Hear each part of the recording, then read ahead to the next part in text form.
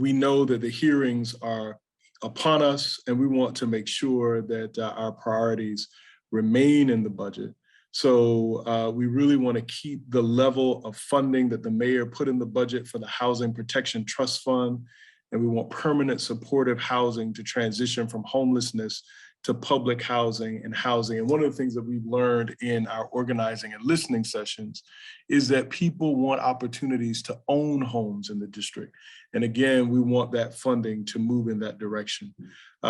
We want to keep and expand, as I mentioned, the level of funding the mayor put in the budget for Black equity through homeownership to protect the mayor's legacy initiatives, including that Black Homeownership Fund and Strike Force, for a new $10 million. Our goal was 100 million over 4 years, which would be 25 million. 10 million is in the budget.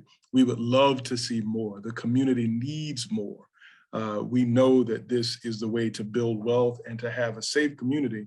That is for people to own a stake in the District of Columbia, to become homeowners so that they can build generational wealth and pass that wealth.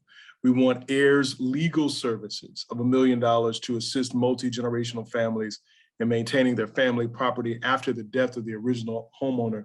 And many of us as pastors and leaders in the community, lay folks, rabbis, we see the challenges with heir property. It can become a very convoluted process. So we want to help. We want single family residential rehab program at 3 million. Flood smart homes at 2.6 million, a home weatherization, lead and mold remediation at 10 million, so that when people get homes, the challenges that come with home ownership, that the city helps to mitigate that.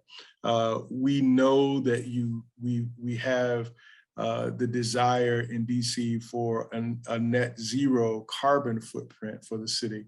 And so we see all of our issues not as discrete, but as intertwining and intersecting, that home ownership and housing intersects with climate goals.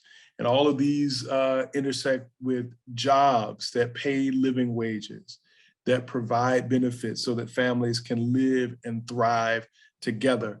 And so those are our issues. Those are the things that we want to work with you, Council Members Bonds and Silverman, to see come to fruition, to protect these justice issues in the budget, to make sure where it's possible we get more to support those in the district who have not had their boats rise along with the prosperity that we see around us. And so with that said, we'd like to hear from the both of you, Councilmember Silverman and Bonds, in response to what we've shared, please. So let me go directly to your agenda, careers and families sustaining jobs. As I said, I think that we need to do a lot more and take a lot more advantage of the industries we have in this city. I know you guys are focused on green jobs and climate, and I agree with you there. I will say that, I have joined with the mayor in funding the Infrastructure Academy, but it can't just be rhetorical. We need people to get into solar jobs, into green jobs, into jobs in transportation and logistics. One of my frustrations, and we talked about it in my hearing, is that there is a high demand for things like CDL drivers. That's having a commercial driver's license. I know you guys have been very involved with the circulator bus drivers. We need to, so first of all, we need to train people for the jobs that are available right now. We need to make sure they're good paying jobs. And I thank you for the work that you've done there. Other areas in which I'm very interested and have funded in the current year's budget, we need to get people into healthcare and IT and administrative jobs in our city. Here is the disconnect. You all remember, it seems forever ago, it's been a long 2 years, but about 1.5 years ago when the vaccine first came online and the first round went to healthcare workers, and a lot of people were shocked to find out that when we gave out those vaccine doses to healthcare workers, 3 out of 4 went to non-district residents. That's because 3 out of 4 of our healthcare workers don't live in our city. And those are good paying jobs at our hospitals and other healthcare institutions that pay good wages and can support home ownership. Let me move along, because Councilmember Bonds did make me think, wow, all I do is talk about we need to get people into good paying jobs. Let me talk about housing for a moment. So I am a member of Councilmember Bonds' committee and have worked very closely with Councilmember Bonds on home ownership, of which we have done things like increase the amount of funding going to HPAP.